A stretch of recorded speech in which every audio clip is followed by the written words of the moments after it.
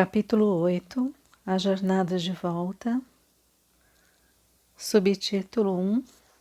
A direção do currículo. 1. O conhecimento não é a motivação para se aprender esse curso. A paz, sim. Esse é o pré-requisito para o conhecimento somente porque aqueles que estão em conflito não estão em paz.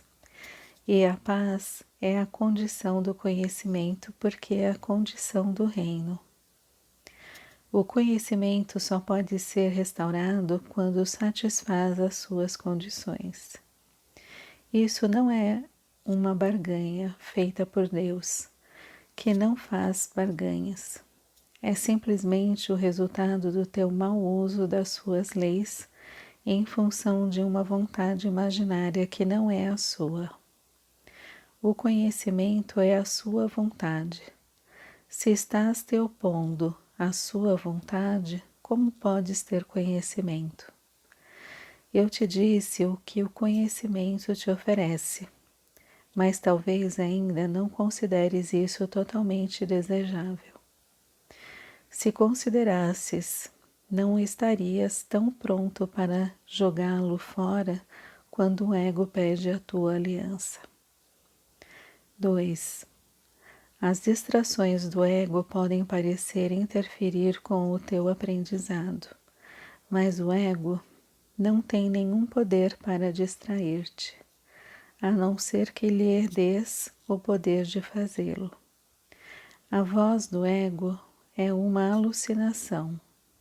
Não podes esperar que ela diga, eu não sou real. Entretanto, não te é pedido que dissipes sozinho as tuas alucinações. Meramente é solicitado a avaliá-las em termos dos seus resultados para ti. Se não as queres com base na perda da paz, elas serão removidas da tua mente para ti. 3. Cada resposta ao ego é uma chamada para a guerra, e a guerra, de fato, priva-te da paz.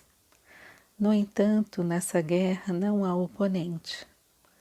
Essa é a reinterpretação da realidade que tens que fazer para garantir a paz e a única que jamais precisas fazer.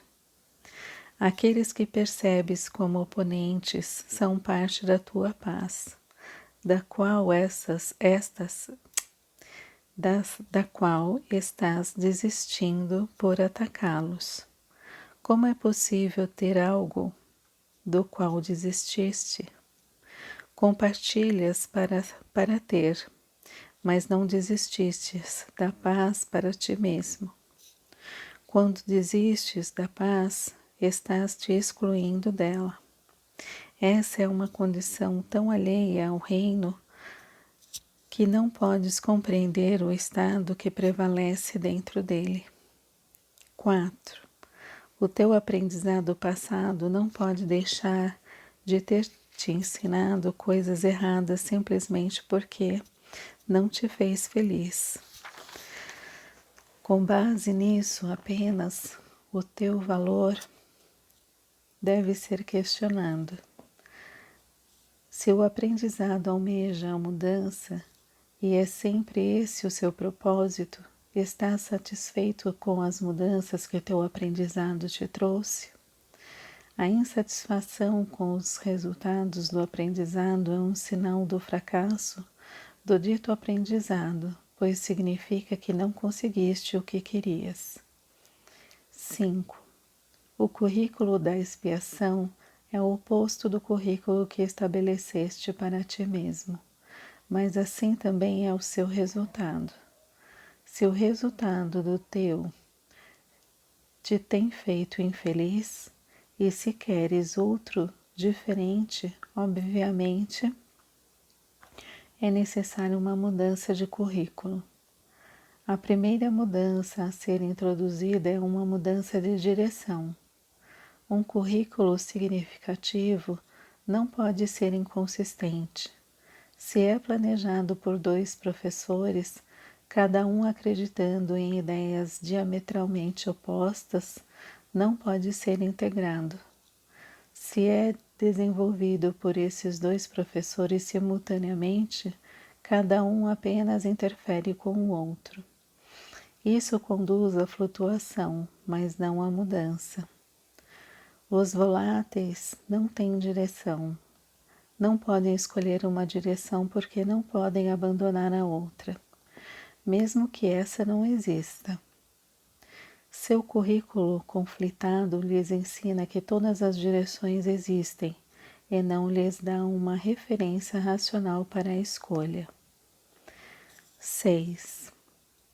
A total falta de sentido de tal currículo tem que ser inteiramente reconhecida antes que uma mudança real de direção venha a ser possível. Não podes aprender simultaneamente de dois professores que estão em total discordância a respeito de tudo. O currículo conjunto dos dois apresenta uma tarefa de aprendizado impossível. Eles estão te ensinando coisas inteiramente diferentes, de formas inteiramente diferentes, o que poderia ser possível, exceto que ambos estão te ensinando sobre ti mesmo. A tua realidade não é afetada por nenhum dos dois, mas se escutares os dois, a tua mente ficará dividida em relação ao que é a tua realidade. Subtítulo 2: A diferença entre aprisionamento e liberdade. 1. Há uma referência racional para a escolha. Só um professor sabe qual é a tua realidade. Se aprender a remover os obstáculos a esse conhecimento, é o propósito do currículo, tens que aprender isso com ele. O ego não sabe o que está tentando ensinar.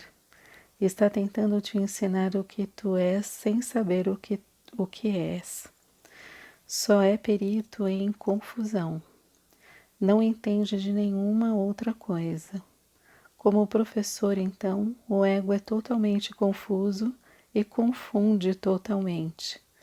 Mesmo que pudesses desconsiderar inteiramente o Espírito Santo, o que é impossível, ainda assim não poderias aprender nada do ego, porque o ego nada conhece. 2. Há alguma razão possível para se escolher um professor assim?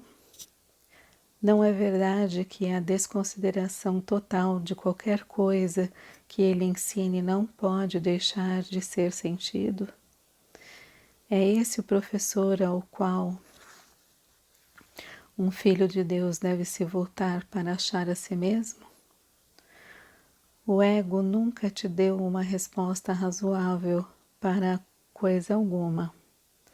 Baseando-te apenas na tua própria experiência do seu ensinamento, só isso não deveria bastar para desqualificá-lo como teu futuro professor? No entanto, não é só nisso que o ego tem causado danos ao teu aprendizado. Aprender traz alegria, se te conduz ao longo do teu rumo natural e facilita o desenvolvimento do que tens. Porém, quando recebes o ensinamento contra a tua natureza, perderás com o teu aprendizado, porque o teu aprendizado vai aprisionar-te. A tua vontade está na tua natureza e, portanto, não podes ir contra ela. 3. O ego não pode te ensinar coisa alguma, desde que a tua vontade seja livre, porque não o escutarás. Não é a tua vontade ser aprisionado, porque a tua vontade é livre. É por isso que o ego é a negação da vontade livre. Nunca é Deus quem te coage, porque Ele compartilha a sua vontade contigo. A sua voz só ensina de acordo com a sua vontade. Mas não é essa a lição do Espírito Santo. porque isso é o que tu és. A lição é que a tua vontade e a de Deus não podem discordar, porque são uma só. Isso é o desfazer de todas as coisas que o ego tenta ensinar. Não é então apenas a direção do currículo que tem que estar livre de conflitos, mas também o conteúdo. 4. O ego tenta ensinar que queres te opor à vontade de Deus. Essa lição, que não é natural, não pode ser aprendida, e a tentativa de aprendê-la é uma violação da tua própria liberdade, fazendo com que tenhas medo da tua vontade porque ela é livre. O Espírito Santo se opõe a qualquer aprisionamento da vontade de um filho de Deus, sabendo que a vontade do Filho é a do Pai. O Espírito Santo te conduz consistentemente pelo caminho da liberdade, ensinando-te como desconsiderar ou olhar para o que está além de tudo o que poderia deter-te. 5.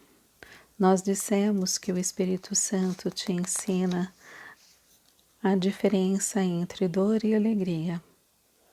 Isso é o mesmo que dizer que ele te ensina a diferença entre prisão e liberdade. Não podes fazer essa distinção sem ele, porque tens ensinado a ti mesmo que prisão é liberdade. Não podes fazer essa distinção sem ele, porque tens ensinado a ti mesmo que prisão é liberdade, acreditando que as duas coisas sejam a mesma. Como é que podes fazer a distinção entre elas? É possível pedires a parte da tua mente que te ensinou a acreditar que elas são a mesma para ensinar-te como são diferentes? 6. O ensinamento do Espírito Santo toma apenas uma direção e tem apenas uma meta. A sua direção é a liberdade e a sua meta é Deus. No entanto, ele não pode conceber Deus sem ti, porque não é a vontade de Deus ser sem ti. Quando tiveres aprendido que a tua vontade é a de Deus, não mais poderás ter vontade de ser sem Ele, assim como Ele não poderia ter vontade de ser sem ti. Isso é liberdade e isso é alegria. Nega isso a ti e estarás negando a Deus o seu reino, porque Ele te criou para isso. 7. Quando eu disse, todo o poder e toda a glória são teus, porque o reino é dele, o significado é este. A vontade de Deus é sem limites, e todo o poder e toda a glória estão dentro dela. É infinita em força e em amor e em paz. Não tem fronteiras porque a sua extensão é ilimitada e ela abrange todas as coisas porque criou todas as coisas. Tendo criado todas as coisas, fez com que fossem parte de si mesma. Tu és a vontade de Deus porque foi assim que foste criado. Porque o teu Criador só cria como Ele próprio. Tu és como Ele. Tu és parte dele, que é todo o poder e toda a glória que és. Que é todo o poder e toda a glória e és. Portanto, tão ilimitado quanto ele. 8. A que outra coisa, além de todo o poder e de toda a glória, pode o Espírito Santo apelar para restaurar o reino de Deus?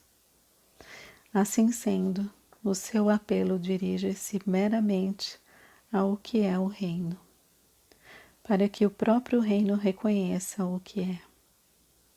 Quando reconheces isso, trazes automaticamente esse reconhecimento a todos, porque reconheceste a todos.